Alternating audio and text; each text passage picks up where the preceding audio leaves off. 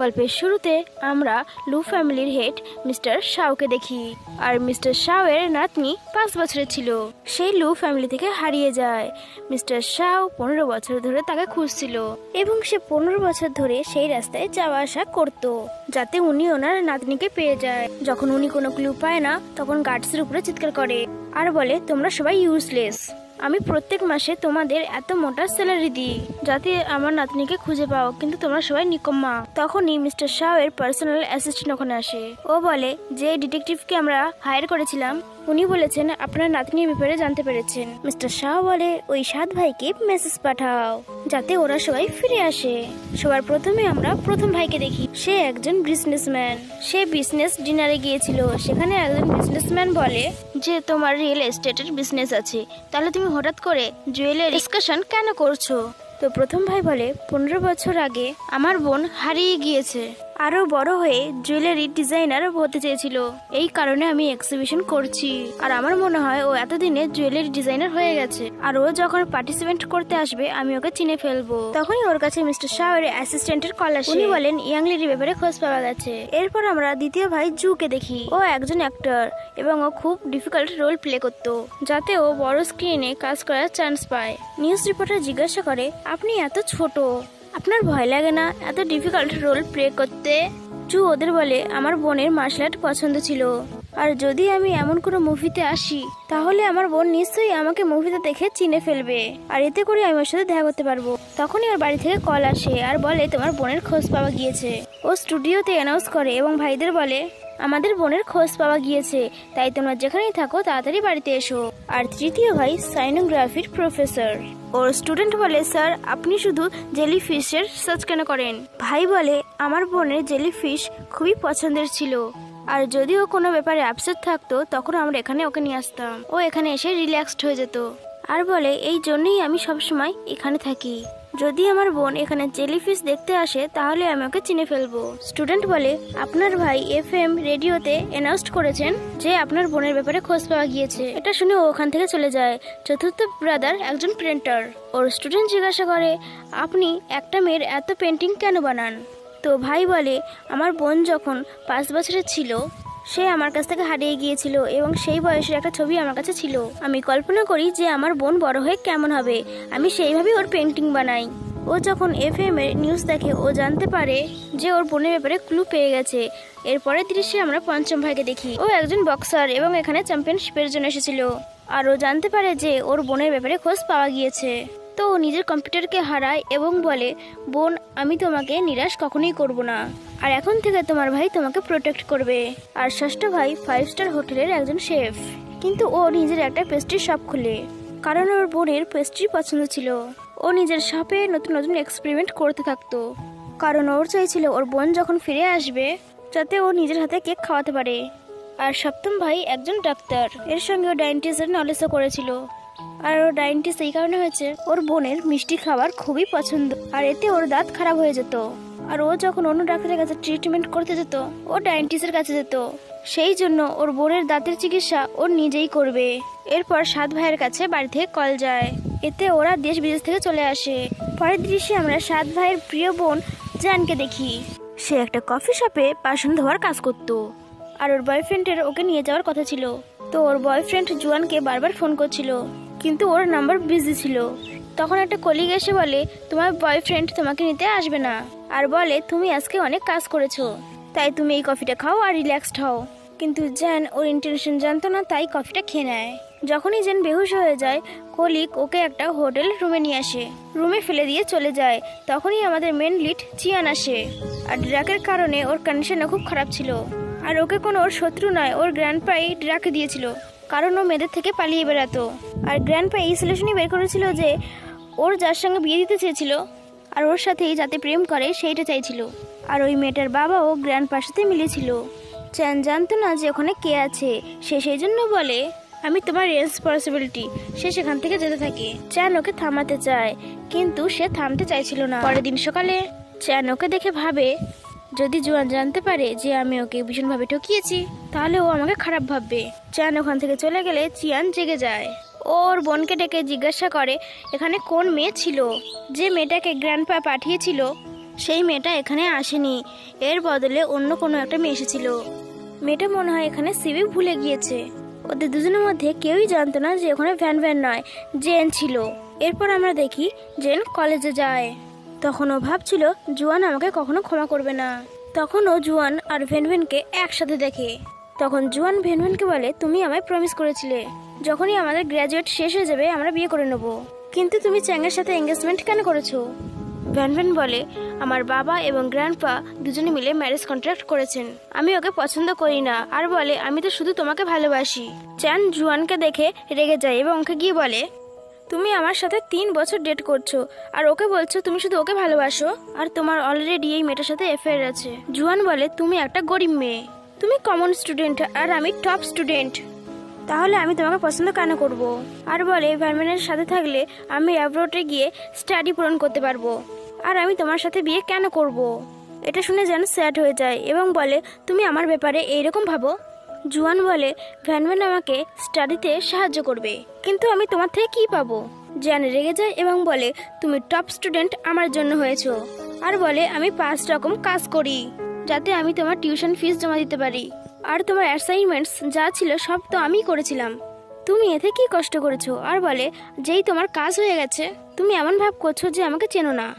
সমস্ত স্টুডেন্ট ওখানে জড়ো হয় এবং ওদের কথা শুনতে থাকে আর বলতে শুরু করে টপ স্টুডেন্টের সাকসেস ফেক। আরও বলতে থাকে যে এ তো অন্যের কষ্টের টপ হয়েছে। তারপরে ওরা ভেনভেনকে দোষ দিতে থাকে যে জেনের বয়ফ্রেন্ডকে এ ছিনিয়ে নিচ্ছে। ওরা দুজনকে কথা শুনিয়ে সেখান থেকে চলে যায়। ভেনভেনে রেগে যায় এবং জুয়ানকে থাপ্পড় মেরে দেয় আর বলে, আমি তোমাকে 1 ঘন্টা টাইম দিচ্ছি, যদি এই মেয়ে আমার পিছু না ছাড়ে তাহলে আমি তোমাকে ছাড়বো না। আর বলে, আমি তোমাকে 1 মিলিয়ন দেবো, কিন্তু এই মেয়ে ফিউচারে যেন আমার চোখের সামনে না আসে। ভেনভেন ওখান থেকে চলে গেলে জুয়ান জেনকে থাপ্পড় মারে। এরপর ওর কন্ডিশন দেখে এবং জিজ্ঞাসা করে, তোমার কি হয়েছে? তখন ও বলে, আমি যখন কফি শপে তোমার জন্য ওয়েট করছিলাম তুমি আমাকে নিতে যাওনি, তখন একটা মেয়ে এসে আমাকে কফি দেয়, আর আমি জানি না আমি কি করে হোটেলে পৌঁছে গিয়েছিলাম। জুয়ান বলে, তুমি প্রথমেই তো আমাকে ঠকিয়েছো। তারপর ওকে চর মারতেই যাবে তখন চিয়ান এসে ওর হাত ধরে নেয় আর ওকে নিচে ফেলে দিয়ে বলে, তোমরা স্টুডেন্টরা কলেজে এইরকম সবাইকে বুলি করতে থাকো। জুয়ান ওকে দেখে আর বলে, এ তো ভ্যানভ্যানের ফিয়ন্সে আর এ শিয়া ফ্যামিলির ইয়াং মাস্টার, আমার এর সাথে লড়াই করা ঠিক হবে না। ও সেখান থেকে পালিয়ে যায়। জেন যখন চিয়ানকে দেখে ও ভাবে এ তো সেই কালকের রাতের ছেলেটা, আর ও গেস করতে থাকে ও আমাকে চিনে ফেলেনি তো। তারপর ও ভাবে ও যদি আমাকে চিনিয়ে ফেলে তাহলেও কিছু চেঞ্জ হবে না। আর ও নিরাশ হয়ে যখন ওখান থেকে চলে যাচ্ছিল তখন এই 7 ভাই ওখানে আসে, কিন্তু ওদের বোনকে ওরা খুঁজে পায় না। এক ভাই বলে, ও নিশ্চয়ই বাড়ি চলে গেছে, আমরা ওর ঘরের বাইরে অপেক্ষা করতে থাকি। জেন যখন বাড়িতে যায় ওর পেটে খুব পরিমাণে ব্যথা করছিল। তারপর ও শুয়ে পড়ে এবং স্বপ্নে দেখতে থাকে এক ভাই বলছিল, তোমার খিদে লেগেছে তাহলে তুমি এই পেস্ট্রিটা খাও, আর এটা আমি তোমার জন্য নিজে হাতে বানিয়েছি। এরপর আরেকটা ভাই বলে, তোমার দাঁতে ব্যথা করছে, তুমি চিন্তা করো না, আমি ডায়েন্টিস্ট, তোমার দাঁত ঠিক করে দেবো। তারপর আরেকটা ভাই বলে, বলো আমার বোনকে কে বুলি করেছে, তাকে আমি খুব পরিমাণে শাস্তি দেবো। ও যখন ঘুম থেকে ওঠে তখন ভাবে এটা শুধু স্বপ্ন ছিল, আর উইশ করতে থাকে যদি আমার সত্যি সত্যি কোনো ভাই থাকতো। তখন ল্যান্ড লেডি জোরে জোরে দরজা ধাক্কায় আর বলে, তুমি এখনো ঘরের ভাড়া দাওনি, 2 দিনের মধ্যে আমার ভাড়া আমাকে দিয়ে দেবে। জ্যান যখন স্যালারি দেখে ও সমস্ত টাকা জুয়ানকে দিয়ে দিয়েছিল। ও ভাবে সমস্ত টাকা আমি জুয়ানকে দিয়ে দিয়েছি, তাই ঘর ভাড়া দেওয়ার জন্য টাকা নেই। ও বেরিয়ে যায় এবং বাইরে গিয়ে ল্যান্ড লেডিকে মেসেজ করে যে আমার কাছে এখন টাকা নেই, তার মানে এটা নয় যে আমি আপনাকে টাকা দেব না, যখনই টাকা অ্যাডভান্স হয়ে যাবে আমি আপনাকে দিয়ে দেব। আর ও রাস্তায় একা যাচ্ছিল আর ওর কাছে থাকার মতন কোনো জায়গা ছিল না। তখন 7 ভাই ওখান থেকেই যাচ্ছিল। যখন 5ম ভাই কাজ ছিল তখন 4র্থ ভাই বলে, ও সবে সবে বিদেশ থেকে ফিরে এসেছে, তাই অসুস্থ হয়ে পড়েছে। তখন বলে, জানালার কাজ তোলো। 1ম ভাই যখনই কাজ তুলতে যায় ও বাইরে দেখে, তখনই জেন মাথা ঘুরে পড়ে যায়। এটা দেখে সবাই বাইরে বেরিয়ে আসে আর বলে, এই মেয়েটা কে আর এই সময় এখানে কি করছে? একজন বলে, এটা ডেঞ্জার হয়ে গিয়েছে। 1ম ভাই বলে, আমি একে হসপিটালে নিয়ে যাচ্ছি, তোমরা গিয়ে বোনের সাথে দেখা করো। ওকে যখন ডাক্তারের কাছে নিয়ে আসে ডাক্তার বলে ও কিছু খায়নি, সেই কারণে মাথা ঘুরে পড়ে গিয়েছে, আর বলে ওই যখন জেগে যাবে তখন ঠিক হয়ে যাবে। 1ম ভাই যখনই ভেতরে যাবে ওর ভাই ওকে কল করে আর বলে, আমাদের বোন কফি শপে কাজ করে, রাত্রে ওর সাথে আমরা দেখা করতে যাব, কিন্তু আমাদের গিফট নিয়ে যেতে হবে, তাই আমরা সবাই গিফট কিনতে যাব। তখন 1ম ভাই ভাবে, মেয়েটা তো এখন ঠিক আছে, তাহলে আমি আমার বোনের সাথে দেখা করতে যেতে পারি। এরপর আমরা দেখি জেন রাত্রে কফি শপে আসে আরও কলিগকে বলে, তুমি কাল রাতে আমার কফিতে ড্রাগ মিশিয়েছিলে আর আমাকে হোটেলে ছেড়ে দিয়ে এসেছিলে। কলিগ বলে, আমি এরকম কিচ্ছু করিনি, আর তুমি আমাকে কোনো প্রমাণ ছাড়া কোনো কিছু বলতে পারো না। জ্যান বলে, কফি শপে ক্যামেরা লাগানো ছিল, সেখান থেকে আমি ফুটেজ নিয়ে নিয়েছি। তখন কলিগ বলে, আমি তো ক্যামেরাও বন্ধ করে দিয়েছিলাম, তাহলে তোমার কাছে ফুটেজ কিভাবে আসলো? জেন বলে, তুমি অ্যাডমিট কার্ড নিয়েছিলে, আমাকে ড্রাগ দিয়েছো আর হোটেলে ছেড়ে দিয়ে এসছো। আর বলে, তুমি এটা কার কথায় করেছো? আর হোটেলে কার আসার কথা ছিল? কলিগ জানতে পারে যে ও সবকিছু ফোনে রেকর্ড করছে, তাই ওর ফোনটাকে ফেলে দেয় আর বলে, আমি তোমার এমন অবস্থা করব যে তুমি কাউকে বলতে পারবে না তোমার সাথে কি হয়েছে। আর ওকে হাট করতে যাবে, তখনই কফি শপের মালিক চলে আসে আর ওর হাত ধরে নেয় এবং বলে, আমি জানতাম না তোমার কলিগের সাথে এরকম ভাবে বুলি করো। ও কলিগকে বলে, আমি তোমাকে জব থেকে বের করে দিচ্ছি। কলিগ যখন ওখান থেকে চলে যায়, জ্যান ওর বসকে থ্যাঙ্কস বলে। ওর বস ওকে বলে, তুমি 3 বছর ধরে এখানে কাজ করছো আর সমস্ত কাজ পারফেক্ট করো, তাই তোমার খেয়াল রাখা আমার কর্তব্য।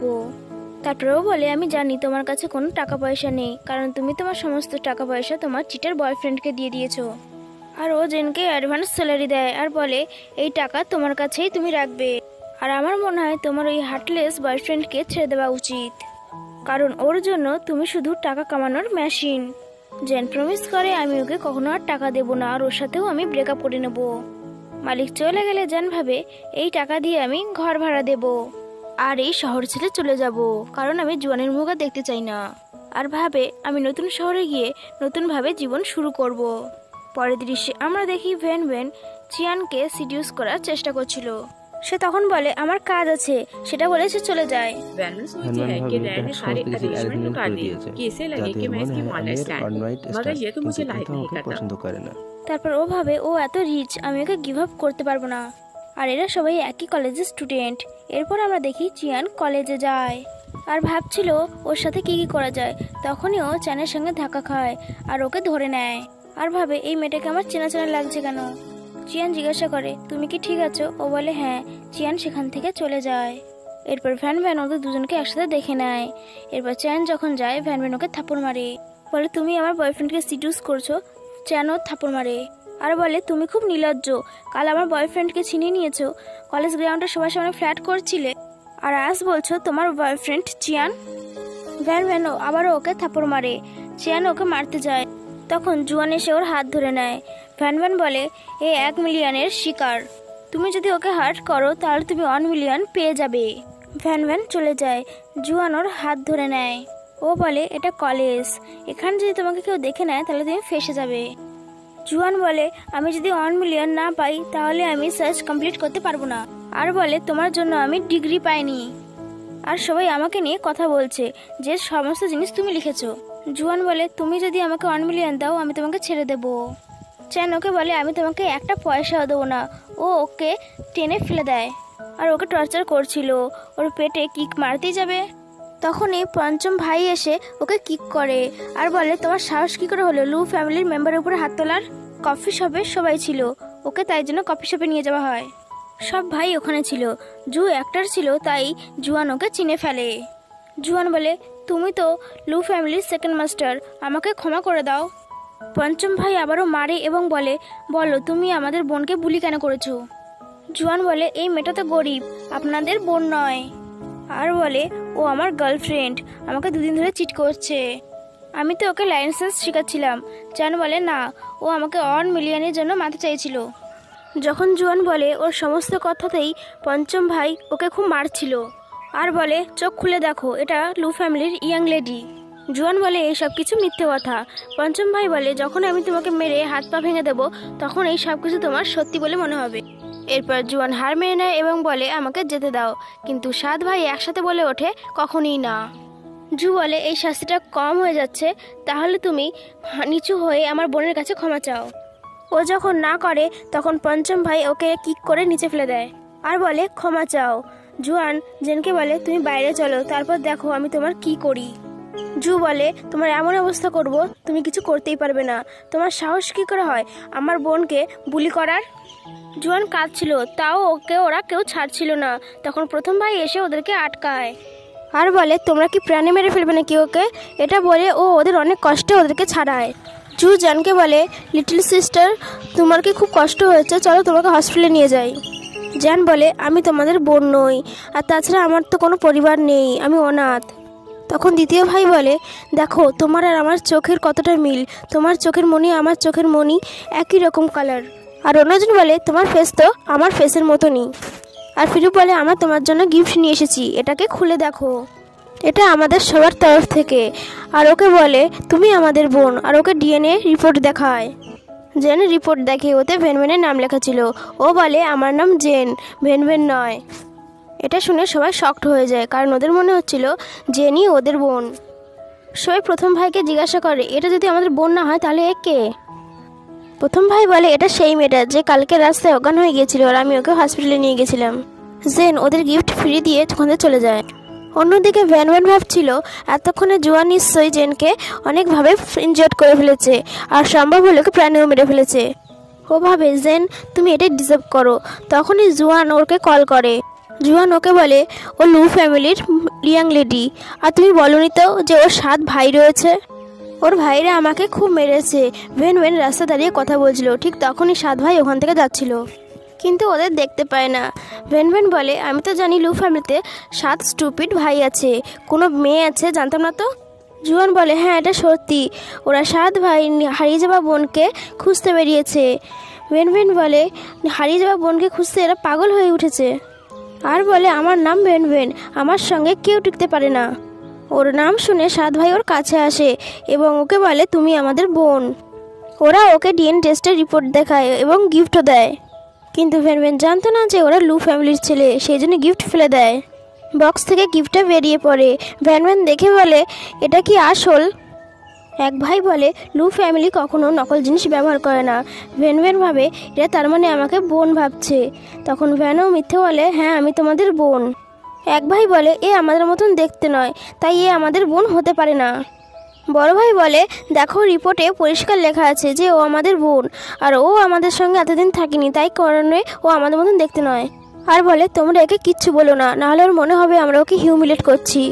ভ্যানভ্যান এইসবের কিচ্ছু বুঝতে পারছিল না, তাই সে তার বাবাকে ফোন করে এবং সবটা বলে। বাবা বলে, আমি এর খোঁজ নিচ্ছি, আর ফ্রি হলে আমাকে ফোন করবে।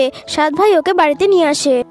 ভ্যানভ্যান চেঞ্জিং রুমে যায় আর বাবাকে ফোন করে। ওর বাবা বলে ওকে, আমি হসপিটালে গিয়েছিলাম, সব কিছুর খোঁজ নিয়েছি, ওখানে তোমার চেনের সঙ্গে ব্লাড এক্সচেঞ্জ হয়ে গিয়েছে। সেই জন্য লু ফ্যামিলির মনে হচ্ছে তুমি ওদের ইয়াং লেডি, কিন্তু আসলে ওদের ইয়াং লেডি হলো জেন। আমরা ফ্ল্যাশব্যাকে দেখি জেনের পেট খুব ব্যথা করছিল, তাই জন্য সে হসপিটালে যায় চেক আপের জন্য। ডাক্তার ওকে ব্লাড দেওয়ার কথা বলে, সেই জন্য সে বাইরে বসে অপেক্ষা করেছিল। যখন ও নাম্বার আসে তখন ও ভেতরে যেতে থাকে। তখনই ভ্যানভ্যান এসে ওকে বলে, প্রথমে আমি ব্লাড দেবো। জেন বলে, কিন্তু প্রথমে আমার নাম্বার। ভ্যানভ্যান বলে, তুমি একটা গরিব মেয়ে, তাই প্রথমে আমিই যাব। ও যখন ব্লাড দেয়, ডাক্তার ওই নাম্বারের জায়গাতেই ওর নাম লিখে দেয়। আর ডাক্তারকে অলরেডি বলা ছিল যে জেনের ডিএনএ টেস্ট করবাতে হবে। আর ভ্যানভ্যানের লাক ভালো ছিল, তাই জেনের জায়গায় ওর নাম এসে যায় এবং পজিটিভ হয়। এরপর আমরা প্রেজেন্টে দেখি ভ্যানভ্যানকে ওর বাবা সবকিছু বলতে ভ্যানভ্যান সবকিছু বুঝে যায় এবং ওকে ওয়ার্ন করে, তুমি যেন ধরা না পড়ো। ভ্যানভ্যান বলে, আমি ধরা পড়বো না, কিন্তু তার আগে আমি চিয়ানকে বিয়ে করতে চাই, কারণ তারপর যদি আমি ধরা পড়ে যাই তাহলেও আমার কোনো অসুবিধা থাকবে না। আর বলে, চিয়ান হলো ইনোসেন্ট, ওকে বিয়ে করে আমি ওর সমস্ত প্রপার্টি নিয়ে নেব। জেন যখন রাস্তা দিয়ে যাচ্ছিল জুয়ানকে দেখতে পায়, তখনও বলে, ও যদি আমাকে দেখতে পায় তাহলে আমার সমস্ত পয়সা নিয়ে নেবে, তখন আমি আর ঘর ভাড়া দিতে পারবো না। জেন পালাচ্ছিল, তখন জুয়ান ওকে দেখে ফেলে এবং ওর পিছু করতে থাকে।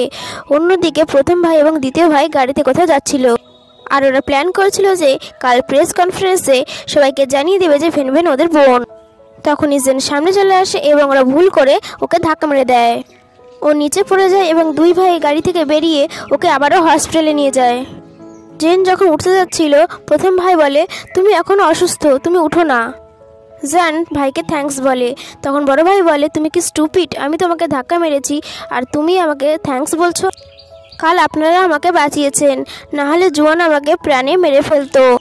আমি তো সেই কারণে আপনাকে থ্যাঙ্কস বলছি। আর বলে, আপনি তো আমার 3 বার জান বাঁচিয়েছেন, কিন্তু আপনাকে আমি কিছুই দিইনি। তারপর ও নিজের ব্রেসলেট খোলে এবং বলে, এটা ছোটোবেলা থেকে আমার কাছে আছে।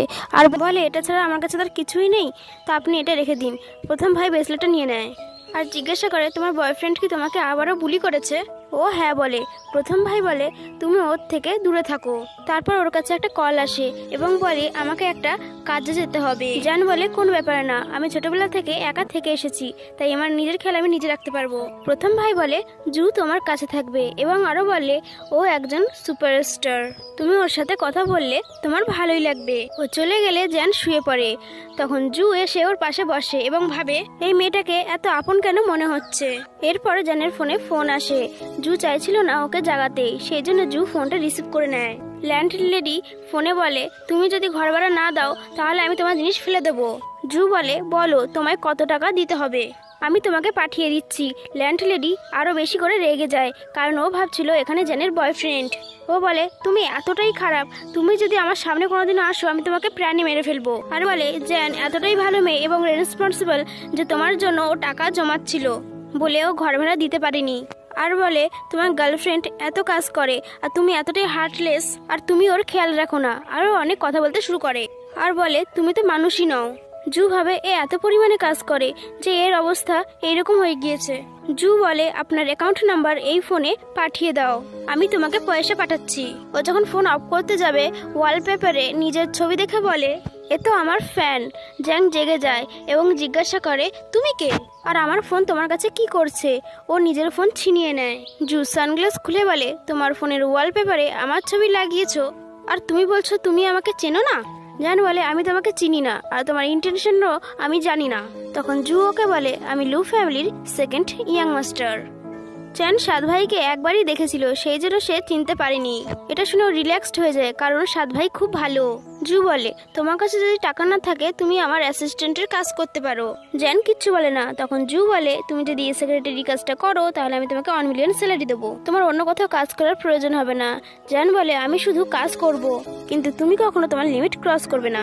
জু ওকে বলে আমি জেন্টলম্যান, আমি যাতা ডিল করি না, তোমাকে শুধু কাজ করতে হবে।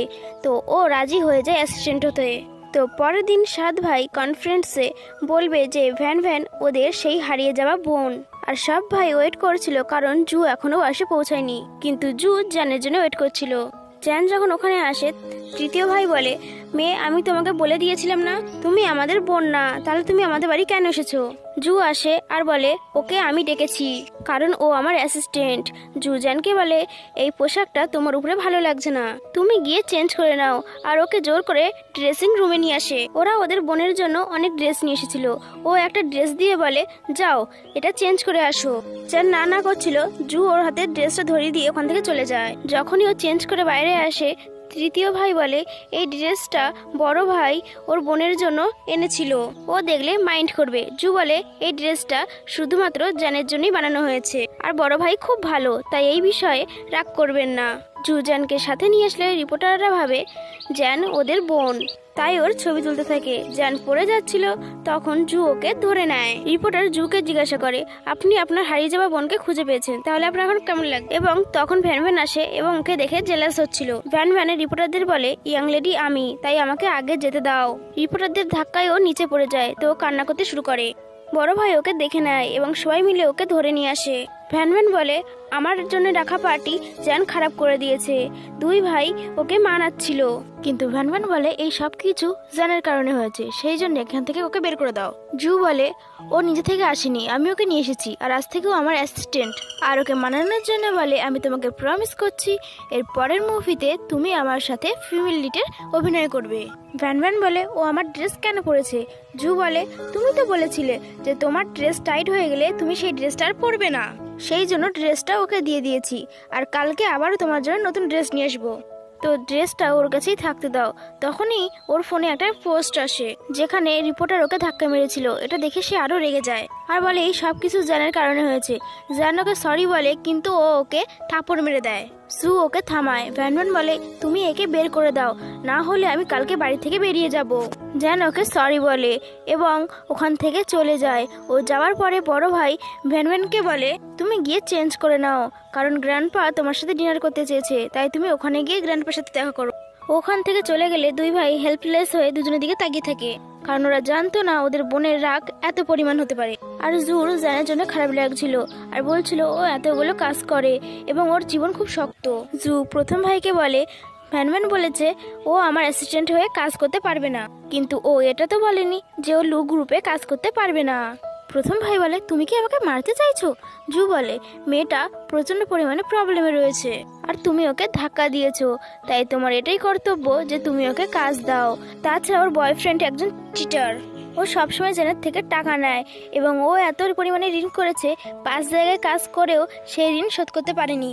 জু বলে, তুমি যদি ওকে লু গ্রুপে চাকরি দাও তাহলে ওর বয়ফ্রেন্ড ওকে আর বুলি করতে পারবে না। প্রথম ভাই বলে, ঠিক আছে, তুমি কালকে ওকে আমার সাথে কোম্পানিতে দেখা করতে বলবে। জ্যান স্যাড হয়েছিল, সেই জন্য ফিশ মিউজিয়ামে গিয়ে সে জেলিফিশকে দেখতে থাকে। তৃতীয় ভাই ওকে কাঁদতে দেখে টিস্যু দেয় আর জিজ্ঞাসা করে, তুমি কি এখানে ফিশ দেখতে এসেছো? ও বলে, আমি এখানে কাজ করি। তৃতীয় ভাই বলে, আমি তোমাকে এখানে কখনো আগে দেখিনি। তারপর ওকে বলে, আমি অনেকক্ষণ ধরে দেখছি, তুমি জেলিফিশকে তখন থেকেই দেখে যাচ্ছ। জেন বলে, এটা আমার স্বভাব, যখনই আমার মন খারাপ হয় আমি জেলিফিশকে দেখলে রিল্যাক্সড হয়ে যাই। ভাই বলে, তোমার এই হ্যাবিট কবে থেকে? ও বলে, ছোটবেলা থেকেই, কিন্তু ঠিক কবে থেকে সেটা মনে নেই। ভাই ওর বয়স জিজ্ঞাসা করে। ও বলে 20। তখন ও ভাবে ভেনভেনেরও তো 20 বছর বয়স। ও তখন সন্দেহ করতে থাকে যে এই আমাদের বোন নয় তো। ভাই তারপর জিজ্ঞাসা করে, তোমার কাছে এমন কোনো ব্রেসলেট আছে যার উপরে জেলিফিশ আঁকা? ও বলতেই যাবে যে প্রথম ভাইকে ও ব্রেসলেটটা দিয়ে দিয়েছে, তখনই ওর কাছে FM এর কল আসে। ফোনে ওকে বলে, তোমার কাজ লু গ্রুপে হয়ে গিয়েছে, সেই জন্য তুমি আমার সঙ্গে এসে দেখা করো। সেই জন্য সে ওখান থেকে বেরিয়ে যায়। আর জু জানতো যে ও কখনোই আসবে না, সেই জন্য ও কোম্পানিতে ছাড়তে আসে আর ওকে নতুন ড্রেস দেয় এবং বলে, তুমি যদি এই কাজটা ছেড়েছো তাহলে আমি তোমাকে তোমার বাড়ি থেকে তুলে নিয়ে আসবো, তোমাকে এই কাজটা করতেই হবে। আর ওকে গিফট দেয় তোমার নতুন চাকরির খুশিতে। যখনই সে গাড়িটা থামায়, চিয়ান গাড়ি থেকে নেমে পড়ে এবং ও যখন কোম্পানির মধ্যে যায় চিয়ানের সঙ্গে ধাক্কা খায় আর ওকে দেখে ওর প্রথম দিনের কথাটা মনে পড়ে। ও চিয়ানের হাত জোরে ধরেছিল। চিয়ান বলে, তুমি কি আমার হাত ভাঙতে চাইছো? চিয়ান বলে, আমাদের কি আগে কখনো দেখা হয়েছে? তখন ঠিক জু এসে বলে, ওকে বুলি করার আর কোনো চেষ্টা করো না তুমি, না হলে তোমার অবস্থা খারাপ করে দেবো। চিয়ান ভাবে এ নিশ্চয়ই এর বয়ফ্রেন্ড হবে, আর আমার মনে হয়েছিল এটা সেই মেয়ে যে আমার সঙ্গে হোটেলে দেখা করেছিল। চিয়ান বলে, আমি একে বুলি করিনি, বরং ও আমাকে ধাক্কা মেরেছিল।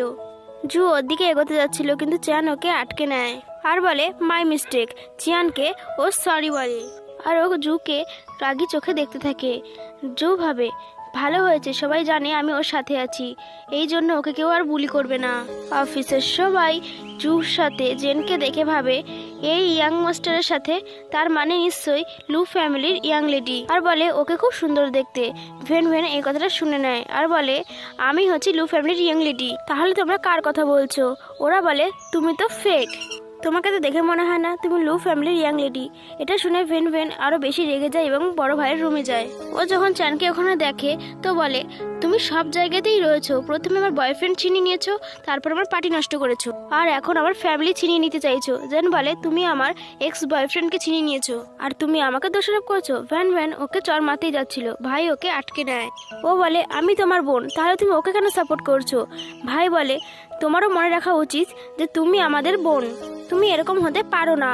তারপরও জ্যানকে বলে, যাও মিটিং এর বন্দোবস্ত করো।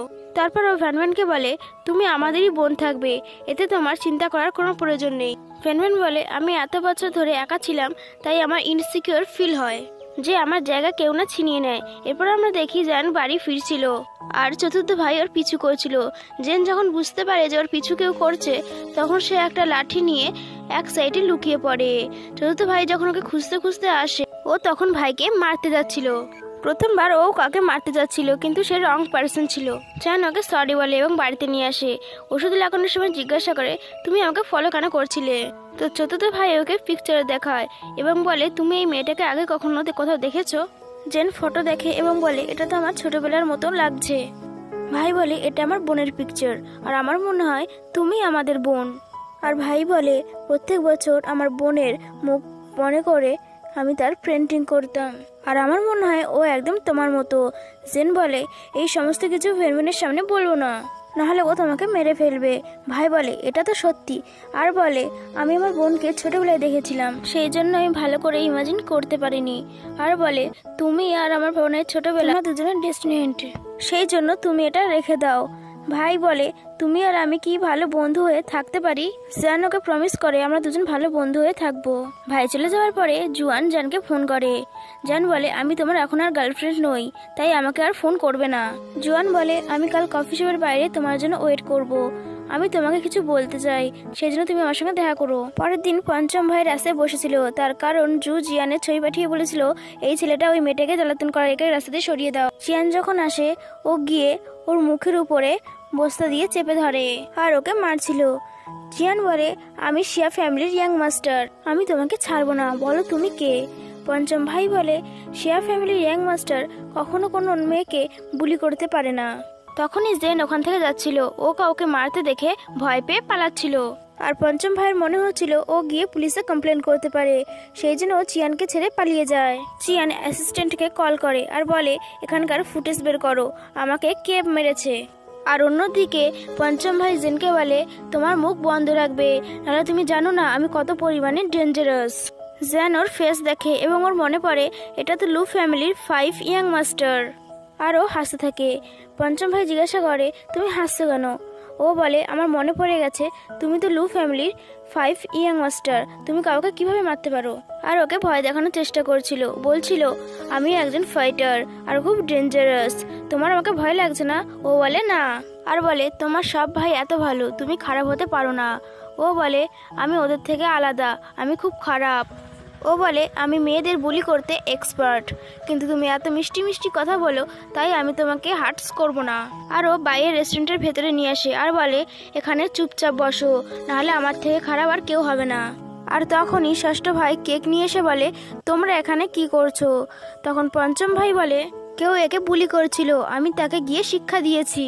ষষ্ঠ ভাই জেনকে প্রথমবার এত কাজ দিয়ে দেখে, ও বলে এ আমাদের চতুর্থ ভাইয়ের পেন্টিং এর মেয়েটার মতো, আর বলে এটাই আমাদের বোন নয় তো? সমস্ত ভাইয়ের মধ্যে পঞ্চম ভাইই ছিল যে ভ্যানভ্যানকে নিজের বোন মানতো এবং ওর সাইডেই থাকতো। ও বলে আমাদের বোন ভ্যানভ্যান, তুমি ওর সাথে কারো তুলনা করতে পারো না। আর জেনকে বলে তুমি এই কেকটা খাও, নাহলে ওয়েস্ট হয়ে যাবে। জেন কেকটা খায় আর বলে এটা তো স্পেশাল। ষষ্ঠ ভাই বলে এটা তোমার ভালো লেগেছে? আর বলে এটা আমি ভ্যানম্যানের জন্য বানিয়েছিলাম, কিন্তু ও এখন বড় হয়ে গিয়েছে, তাই সে এখন পছন্দ করে না। জেন বলে এই কেক আমি একবার ছোটবেলায় খেয়েছিলাম। এই কথা শুনে দুই ভাই শকড হয়ে যায়। ষষ্ঠ ভাই বলে এটা আমাদের বাড়ির রেসিপি, এটা সহজে কেউ জানে না। ও জিজ্ঞাসা করে তুমি এই কেকটা কোথায় খেয়েছিলে? ও বলে আমি ছোটবেলায় খেয়েছিলাম, তাই আমার অতটা মনে নেই।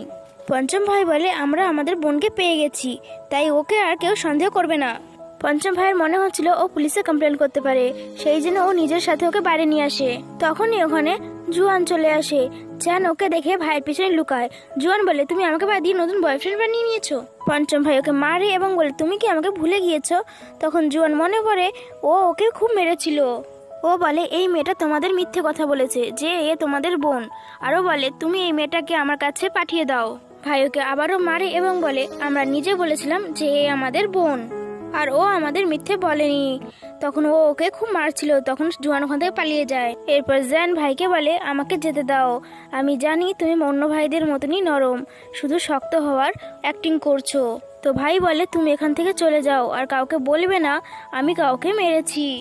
ও ওকে প্রমিস করে এবং সেখান থেকে চলে যায়। ঠিক তখনই ওর দাঁতে ব্যথা হতে শুরু হয়। পঞ্চম ভাই বলে কি হয়েছে? তখন ও বলে আমি খুব মিষ্টি খাই, সেই জন্য আমার দাঁত খারাপ হয়ে গিয়েছে, আর আমি এক্ষুনি কেক খেয়েছি তাই ব্যথা করতে শুরু করেছে। ভাই বলে আমার সপ্তম ভাই ডায়াবেটিস, তাই আমি তোমাকে ওর কাছে নিয়ে যাচ্ছি। ও ওকে নিয়ে যাচ্ছিল, ঠিক তখনই ওর কাছে একটা কল আসে আর বলে তোমার আজকে বক্সিং আছে, তুমি এখানে এসো। ও ওকে বলে তুমি নিজেই চলে যাও, ভাই তোমাকে দেখে নেবে। আর বলে তোমার কাছে যদি টাইম হয় তুমি আমার বক্সিং ম্যাচ দেখতে এসো। আর ওকে হসপিটালের ঠিকানা দিয়ে সেখান থেকে চলে যায়। এরপর জান ডাক্তারের কাছে যায়। সপ্তম ভাই দাঁত চেক করে ওকে বলে তোমার উপরের দাঁত একদম খারাপ হয়ে গিয়েছে, তুমি ট্রিটমেন্ট কেন করাচ্ছ না? ও বলে আমার সার্জারিতে খুব ভয় লাগে। তখন ভাই মনে করে ওদের গ্র্যান্ডপা বলেছিল তোমার মায়ের যখন অপারেশন হয় সেই অপারেশন টেবিলেই উনি মারা যান, আর তোমাদের বোনের এই ব্যাপারে ভয় লাগে যে ও যদি দাঁত সার্জারি করে তাহলে ওর মৃত্যু হতে পারে, সেই কারণে ও ডায়েন্টিস্টের কাছে যেত না। এইসব কথা মনে করে ওর সন্দেহ হতে থাকে এটা আমাদের বোন নয় তো। ভাই বলে তুমি চিন্তা করো না, আমি খুব ভালোভাবে তোমার ট্রিটমেন্ট করব, তোমার ভয় পাওয়ার প্রয়োজন নেই। ও সময় নেয় ভাবার জন্য এবং সেখান থেকে চলে যায়। ও ডক্টর জুককে ফোন করে এবং বলে আমাদের সন্দেহ হচ্ছে যে ভ্যান আমাদের বোন নয়, আর বলে আমি এখান থেকে একটা মেয়েকে পাঠাচ্ছি যার নাম জ্যান, তুমি ওর কাছ থেকে স্যাম্পল নিয়ে নিও ডিএনএ টেস্টের জন্য। জ্যান যখন যাচ্ছিল একটা রুমে চিয়ানকে দেখতে পায়। ও নার্স ওকে ওষুধ লাগাচ্ছিল আর ও চিৎকার করছিল আমার ব্যথা করছে। নার্স চলে যায়। চিয়ান ওখানে দাঁড়িয়ে চিয়ানকে দেখছিল। চিয়ান নিজের ওষুধ নিজেই লাগাচ্ছিল আর ওর ব্যথা করেছিল। চিয়ান ওকে দেখে হাসে। চিয়ান বলে তুমি হাসছো কেন? জেন ভেতরে আসে এবং বলে আমি তোমাকে ওষুধ লাগিয়ে দিচ্ছি, তোমার ব্যথা করবে না। চিয়ান বলে তুমি ওষুধ লাগানোয় এক্সপার্ট। তখন ও বলে আমি যখনই ব্যথা পাই নিজের ওষুধ নিজেই লাগিয়ে নিই, সেই কারণে আমি এক্সপার্ট হয়েছি।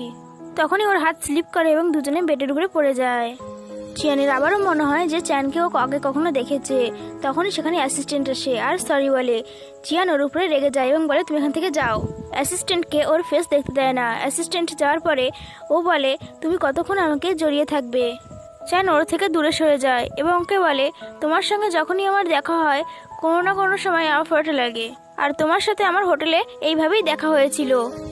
চিয়ান জিজ্ঞাসা করে আমরা হোটেলে কবে দেখা করেছিলাম, কিন্তু ও ওকে কিছু বলে না এবং সাথে চলে যায়। আর ওর কিং এর ফাইট দেখতে যাওয়ার কথা ছিল, সেই জন্য সে একটা ক্যাব বুক করে। চিয়ানেরও বক্সিং খুব পছন্দ ছিল, সেই জন্য সে সেখানে যাচ্ছিল। চ্যাং ভাবে এটা সেই গাড়িটা যেটা ও বুক করেছিল। তখন ও গাড়িতে বসে লোকেশন বলতে থাকে। তারপরে চিয়ানকে দেখে বলে এই গাড়িটা আমি বুক করেছিলাম। চিয়ানও তখন দাবি করে যে এই গাড়িটা আমি বুক করেছি। ও বলে আমরা যখন এক জায়গাতেই যাচ্ছি তাহলে একসাথেই যাই। তখন চিয়ান বলে তাহলে আমরা ক্যাবের ভাড়া দুইজন মিলে দেব। তখন চিয়ান ওয়ালেট বের করে, কিন্তু ওর ওয়ালেটে টাকা ছিল না। চিয়ান ভাবে এ মা এই বেচারের কাছে টাকা নেই, এ তো খুব গরিব। চিয়ান তখন কার্ড বের করে বলে তোমার যত টাকা লাগে তুমি এখান থেকে নিতে পারো। চিয়ান তখন বলে তুমি আজকে অসুস্থ, তাই আমি তোমার কাছ থেকে পয়সা নেব না। আর তখন সে ভাবে ও কার্ড দিয়ে শো করছে যখন ওর কাছে কোনো টাকাই নেই, আর ভাবে ও লায়ার, ভাগ্যিস আমি ওকে বলিনি যে আমরা আগে হোটেলে দেখা করেছি। যখনই ওরা ওই জায়গায় পৌঁছায় সেখানে পঞ্চম ভাই আগে থেকেই দাঁড়িয়েছিল আর চিয়ানকে দেখে রেগে যায় আর ওর হাত ধরে বলে তুমি এর থেকে দূরে থাকবে এবার থেকে। ও চিয়ানকে বলে ও শিয়া ফ্যামিলির ইয়াংমাস্টার হলেও আমার পছন্দ না যে তুমি ওর সাথে ঘোরো ফেরো এবং ওর সাথে কথা বলো। তখনই সপ্তম ভাই ফোন করে এবং বলে তুমি তাড়াতাড়ি বাড়ি এসো, বোনের ব্যাপারে ইম্পর্টেন্ট কথা জানতে পেরেছি। ও সেখান থেকে চলে যায়। তখন চিয়ান ভাবে এ শিয়া ফ্যামিলির ইয়াং মাস্টার কখনোই হতে পারে না, আর ওর কাছে তো কোনো টাকাও ছিল না। আর ও ভাবে আমি তো এখানে বক্সিং দেখতে এসেছিলাম, এখন এখানে থেকে আমি আর কি করব। ও যাচ্ছিল তখন চিয়ান ওকে থামিয়ে দেয় এবং জিজ্ঞাসা করে ও তোমার কে হয়। ও বলে ও শুধু আমার একটা ফ্রেন্ড। চ্যাংকে বলে তুমি ওর থেকে দূরে থাকবে, আর বলে ওর রাগ এমন ছিল যে ও নিজেকে তোমার ফ্রেন্ড নয় অন্য কিছু মনে করে। তারপর ওকে বলে তোমার ফোন ভেঙে গেছে তাই এই ফোনটা নাও। ও মানা করে দেয়। চিয়ান বলে এই ফোনটা আমি লটারি দিয়ে পেয়েছি, তুমি এটা রাখতে পারো। চিয়ান ফোনটা দিয়ে ওখান থেকে চলে যায়। জ্যান জানতো না যে ওর ভাঙা ফোনটা দেখে নতুন ফোন এনে দিয়েছে ওকে। এরপর দেখি ভাইরা বাড়িতে এসেছে। ভ্যান জিজ্ঞাসা করে তোমরা আর্জেন্টলি কি করে আসলে, আর ওর সন্দেহ হয় সবাই একসাথে এসছে মানে কোনো ইম্পর্টেন্ট কথা হবে। আসলে ভাইরা ওকে টেস্ট করতে চাইছিল, সেই জন্য একজন বলে বলো তো তোমার বার্থডে কবে। ও বলে আমার বার্থডে হয়ে গিয়েছে। তৃতীয় ভাই বলে তোমার বার্থডে তো পরের মাসে, তুমি বলছো তোমার বার্থডে হয়ে গিয়েছে, তুমি কি করে ভুলে যেতে পারো। ভ্যান বুঝতে পারে যে ওরা সন্দেহ করেছে। ও সিম্পাথি পাওয়ার জন্য বলে আমি সবসময় একা ছিলাম, আমার বার্থডে কেউ পালন করেনি, সেই জন্য আমি আমার বার্থডে ভুলে গিয়েছি। পঞ্চম ভাই রাগ হয়ে যায় কারণ ওর বোনকে ওরা সন্দেহ করেছে। ও সপ্তম ভাইয়ের হাত ধরে ওখান থেকে নিয়ে চলে যায়। সবাই ওদের পিছন পিছন চলে যায়। ওই দুই ভাই আগ্রি করতে শুরু করে। এক ভাই বলে তোমরা লড়াই করা বন্ধ করো। তখন পঞ্চম ভাই বলে আমরা যখন জানতে পেরে গেছি ভ্যান আমাদের বোন, তাহলে তোমরা কেন সন্দেহ করছো ওকে। সপ্তম ভাই বলে তবুও ওর উপরে আমার ডাউট হচ্ছে, আমি সেই জন্য ডিএনএ টেস্টের জন্য স্যাম্পল দিয়ে দিয়েছি। তারপর বলে রিপোর্ট এলে সবকিছু ক্লিয়ার হয়ে যাবে। তখনই চতুর্থ ভাই এসে বলে আমি কনফার্ম যে ওই আমাদের বোন। তারপর সে ব্রেসলেটটা দেখায় এবং বলে আমি এই ব্রেসলেটটা আমার ছোট্ট বোনকে গিফট করেছিলাম, এটা একদম ওইরকম দেখতে। ওরা দেখে বলে হ্যাঁ এটা একদম ওইরকম দেখতে, ওর উপরে এরকমই জেলি ফিশের আঁকা ছিল। আমরা ফ্ল্যাশব্যাকে দেখি প্রথম ভাই ব্রেসলেটটা ভ্যানকে দিয়ে দেয় আর এটা ও পরে নেয়। আর ও ভাবছিল প্রথম ভাই আমাকে এরকম চিপ ব্রেসলেট কেন দিয়েছে। ও ওটা খুলতেই যাচ্ছিল, তখনই চতুর্থ ভাই ওখানে চলে আসে। আর ওকে বলে এই ব্রেসলেটটা তোমার কাছে কবে থেকে রয়েছে। তখন ও সন্দেহ করে যে এই ব্রেসলেটটা ওর বোনের সঙ্গে যুক্ত রয়েছে। ও মিথ্যে বলে দেয় যে বলে এটা তো আমারই। এরপর আমরা প্রেজেন্টে দেখি ও লুকিয়ে লুকিয়ে 7 ভাইয়ের কথা শুনছিল। ও ভাবে ভালো হয়েছে আমি মিথ্যে বলেছি, ওরা এখনো ভাবছে আমি ওদের বোন। তারপরেও বলে এরা আমার উপর সন্দেহ করেছে, এবার আমাকে এমন কিছু করতে হবে ভবিষ্যতে কখনো যেন এরা আমার উপর সন্দেহ না করে।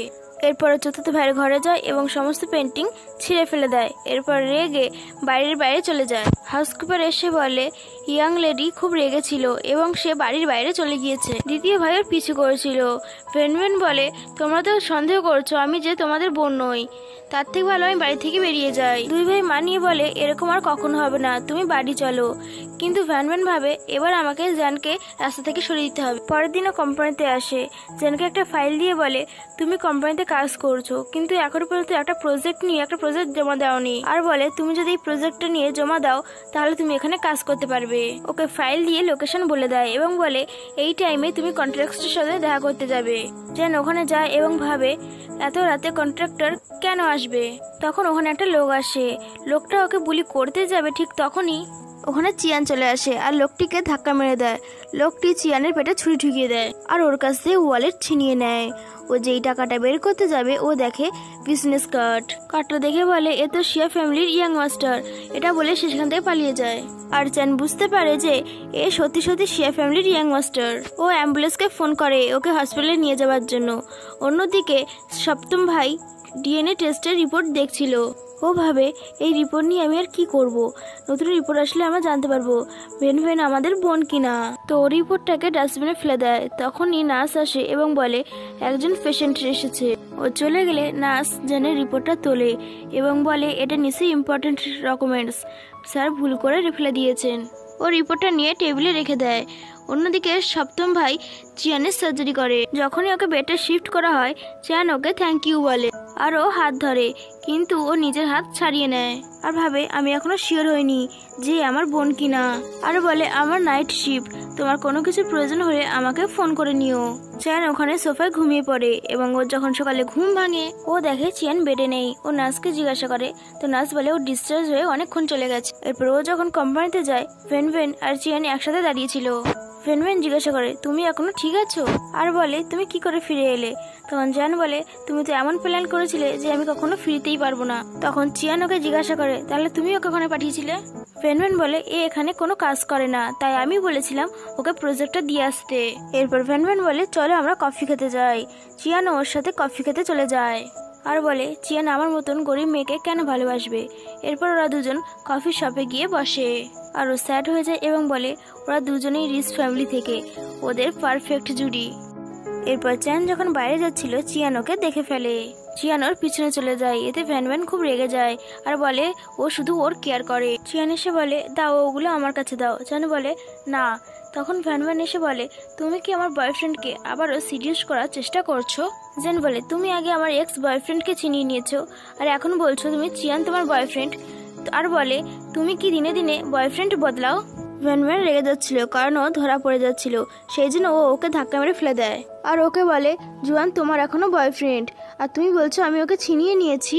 তখন জুয়ান এসে বলে ভ্যানভ্যান ঠিক বলছে আর এই মেয়েটার লোভী, এ টাকার জন্য যা কিছু করতে পারে। আর বলে ও রিচ বয়ফ্রেন্ড পেয়ে আমাকে ছেড়ে দিতে চাইছে।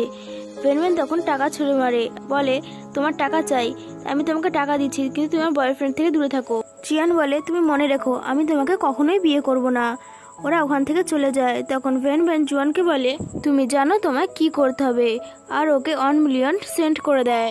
আর জেনকে বলে আমি তোমাকে শিক্ষা দেব। এরপর ও ওর বাড়িতে যায় এবং সমস্ত ফার্নিচার নিয়ে সেখান থেকে যেতে থাকে। জেন বলে এইসব ফার্নিচার ইয়াং লেডির, উনি যদি জানতে পারেন তাহলে আমাকে জেলে পাঠিয়ে দেবেন।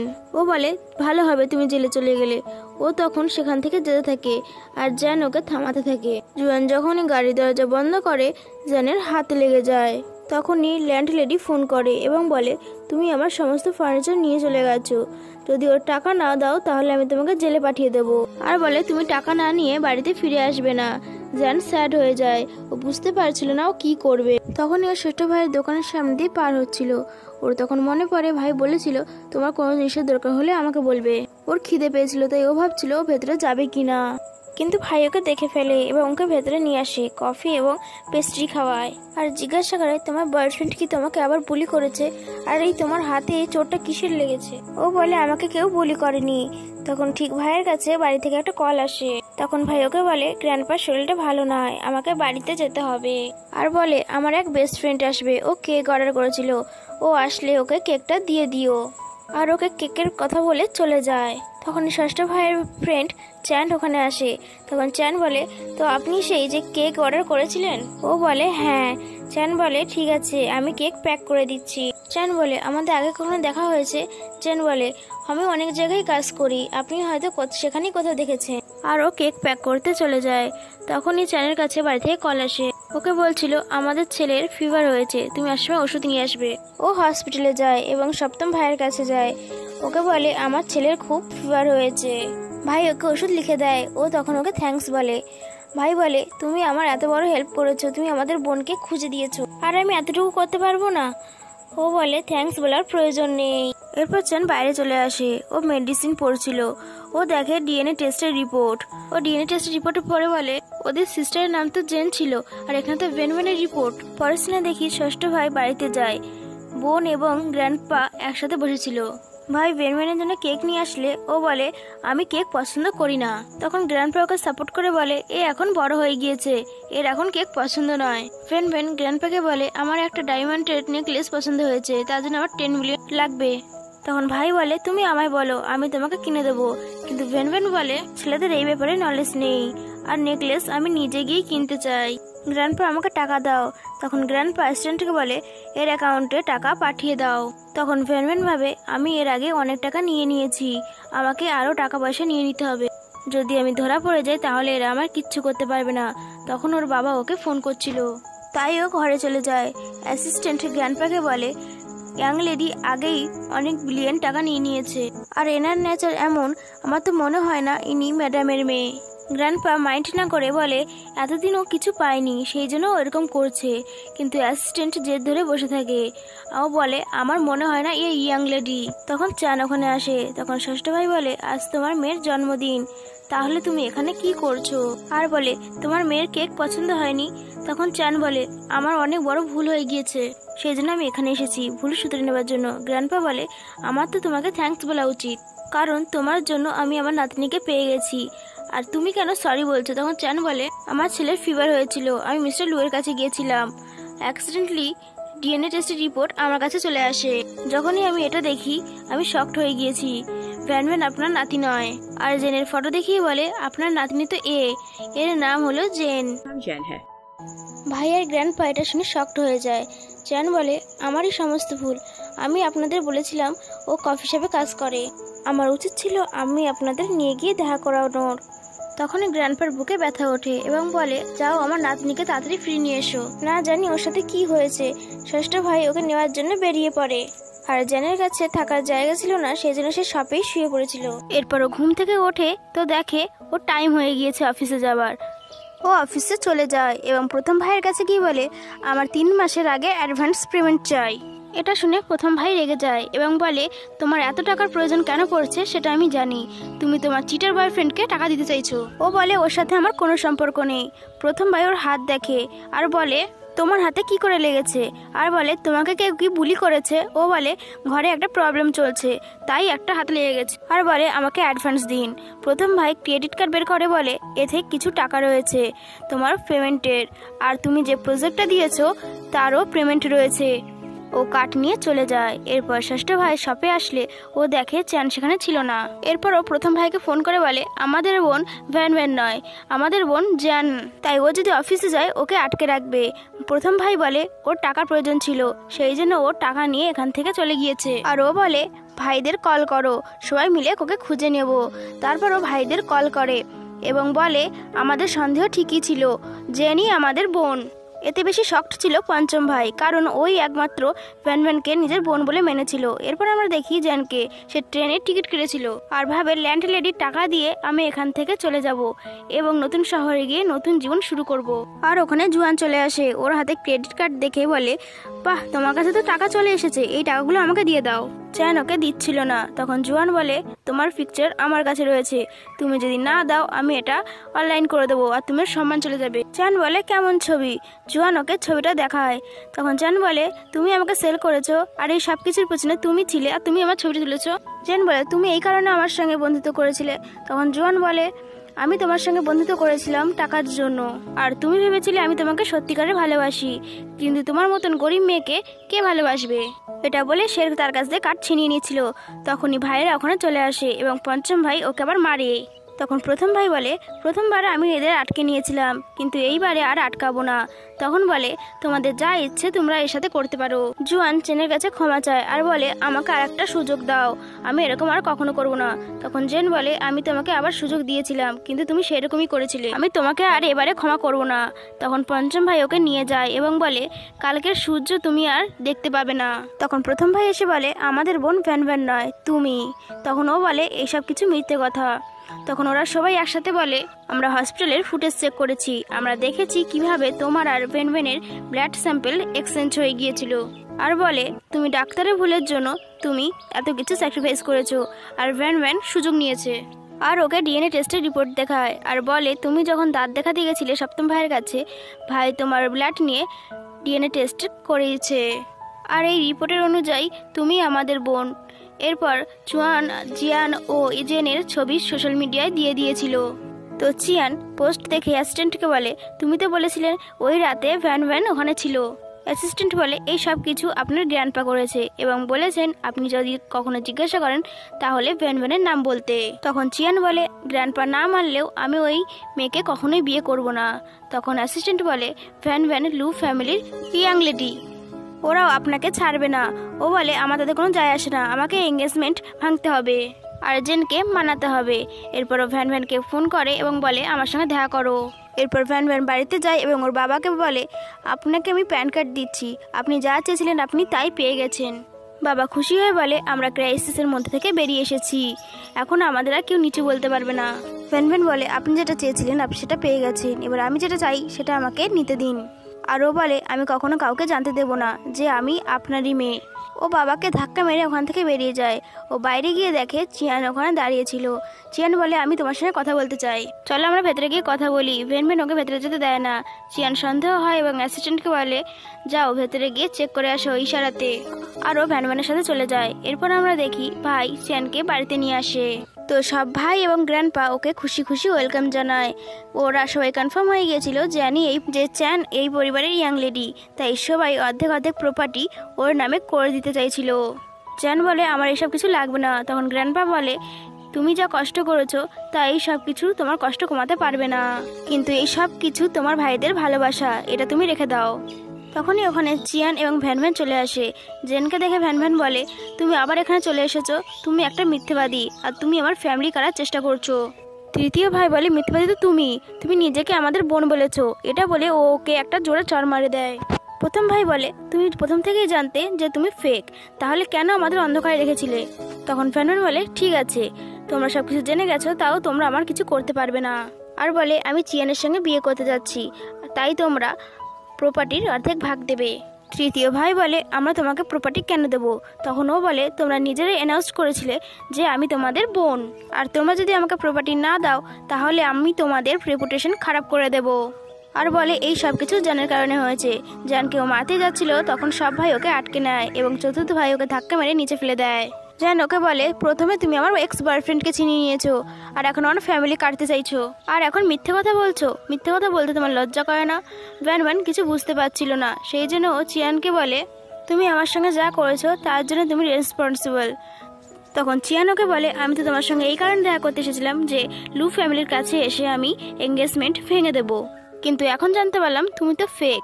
লু ফ্যামিলির ইয়াং লেডি জেন, আর জেন যখন ইয়াং লেডি, আমি এঙ্গেজমেন্ট ভাঙবো না। তখন অ্যাসিস্ট্যান্ট এসে বলে, ভ্যানের বাবা এখন ঠিক আছে, আমি ওনাকে বাঁচিয়ে নিয়েছি। ফ্যান তো অবাক হয়ে যায়। চিয়ান ওকে বলে, তুমি কি ভেবেছিলে আমরা কিছু জানতে পারবো না? আর বলে, তুমি নিজের বাবাকে মারার চেষ্টা করেছো, তার মানে তুমি যা খুশি করতে পারো। ফ্যান বলে, তুমি এসব কি করে জানলে? তখন চিয়ান বলে, আমরা যখন বাইরে দিয়ে চলে আসছিলাম তখন আমি ভেতর দিয়ে রক্তের গন্ধ পাই, সেই জন্য আমি অ্যাসিস্ট্যান্টকে বলেছিলাম খোঁজ নেওয়ার জন্য। আর অ্যাসিস্ট্যান্ট ভেতরে গিয়ে দেখে তুমি তোমার বাবাকে মেরে দিয়েছিলে, সেই জন্য ও তো হসপিটালে নিয়ে যায়, আর এখন তোমার বাবা ঠিক রয়েছে। প্রথম ভাই বলে, একে নিয়ে যাও আর পুলিশের কাছে দিয়ে দাও। এরপর চিয়ান চ্যানকে এসে বলে, আমাকে একটা সুযোগ দাও। আর বলে, তুমি যখন আমাকে আগে থেকে চিনতে আমাকে কেন বলনি? চতুর্থ ভাই বলে, এটা সম্ভব নয়। তখন প্রথম ভাই বলে, ওর সিদ্ধান্ত ও নিজেই নেবে। সেখান থেকে সবাই চলে যায়। এরপর জ্যান বলে, আমি এখনো সিদ্ধান্ত নেইনি যে আমি কি করতে চলেছি। পরের দিন প্রথম ভাই চ্যানকে কোম্পানিতে নিয়ে আসে এবং বলে, আজ থেকে এই লু কোম্পানি তোমার। চ্যান বলে, আমি এসবে কিছুই জানি না, আমি এসব কি করে করব। তখন প্রথম ভাই বলে, তুমি যেটা করতে চাও সেটা আমাকে বলবে, আমি তোমাকে গাইড করব। কিন্তু প্রথম ভাই বলে, আমি তোমার উপর বিশ্বাস করি, তুমি এটা চালাতে পারবে। তখন সেখানে চিয়ান আসে। জ্যান বলে, তুমি এখানে কি করছো? চিয়ান বলে, আমি তোমার জন্য এসেছি। তখন জ্যান বলে, তুমি প্রথমবার ভ্যানম্যানের জন্য আমাকে ইগনোর করেছিলে, আর এখন তুমি আমাকে ফলো কেন করছো? জেন কোম্পানিতে গেলে চিয়ান ওর পিছন পিছন চলে যায় আর ওকে জড়িয়ে ধরে বলে, আমাকে আর একটা চান্স দাও। আর ওকে সবকিছু বলে যে গ্র্যান্ডপা ওকে জোর করেছিল আর বলেছিল ওয়ান নাইট স্পেন্ড হলো ভ্যান, সেই জন্য ওর প্রতি আমার একটা রেসপন্সিবল ছিল। কিন্তু আমি কি তোমাকে ভালোবাসি, সেই জন্য আমি লু ফ্যামিলিতে গিয়েছিলাম এঙ্গেজমেন্ট ভাঙতে এবং তোমাকে বিয়ে করতে। চিয়ান বলে, আমাকে আর একটা সুযোগ দাও। জেন বলে, আমি কিছু জানি না। এরপর আমরা দেখি চিয়ান রোজ জেনের জন্য একটা করে ফুল পাঠায়। চিয়ান আজও যখন ওকে ফুল পাঠিয়েছিল, চিয়ান ওটা দেখছিল আর হাসছিল। তখনই ওখানে চিয়ান এসে বলে, তুমি ফুল দেখে হাসছো, তার মানে তুমি আমাকে ভালোবাসো। তখন চিয়ান বলে, এই ফুল আমার পছন্দ নয়, আর ওকে দিয়ে দেয়। চিয়ান আবার বলে, আমি শুধু তোমাকেই ভালোবাসি আর আমি তোমাকে সারা জীবন ভালোবাসবো, আর রিকোয়েস্ট করে তুমি আমার গার্লফ্রেন্ড হয়ে যাও। চিয়ান বলে, আমি পরে বলবো। এরপর ও ভেতরে যায় এবং ফুলগুলোকে দেখে খুশি হচ্ছিল। তখন প্রথম ভাই এটা নোটিস করে আর ওকে এসে বলে, এটা চিয়ান দিয়েছে? ও বলে, হ্যাঁ। ও বলে, আমাকে চিয়ান আজকে প্রপোজ করেছে, কিন্তু আমি ওকে রিজেক্ট করে দিয়েছি, আর ও যেন এখানে কখনো আর না আসে। এরপর ভাই ফুলগুলোকে তোলে এবং বলে, তুমি যদি ওকে পছন্দ করো তাহলে ওকে অ্যাকসেপ্ট করে নাও। আর বলে, কাল তোমার জন্মদিন, এটা মনে রেখো, আর আমরা সবাই মিলে কাল তোমার জন্য কিছু করব। চ্যান চলে গেলে ভাই বলে, চিয়ান আর জ্যান দুজন দুজনকে ভালোবাসে, কিন্তু বলতে পারে তো আমাকেই কিছু করতে হবে। এর পরের দিন ওর বার্থডে ছিল, সেই জন্য সমস্ত ভাই ওর জন্য স্পেশাল উপহার নিয়ে আসে। তখনই প্রথম ভাই বলে, আমার তরফ থেকে তোমার জন্য স্পেশাল সারপ্রাইজ আছে। তখন ভাইরা পিছনে যায় এবং চিয়ান সামনে আসে আর ওকে প্রপোজ করে। তখন সমস্ত ভাই বলে, তুমি ওর প্রপোজাল অ্যাকসেপ্ট করে নাও, আর যেন হ্যাঁ বলে দেয়। এই আনন্দের সাথে এই ড্রামাটি এখানেই শেষ করলাম। আপনাদের যদি ভালো লাগে কমেন্টে জানাবেন এবং সাবস্ক্রাইব করে রাখবেন। Thanks for watching.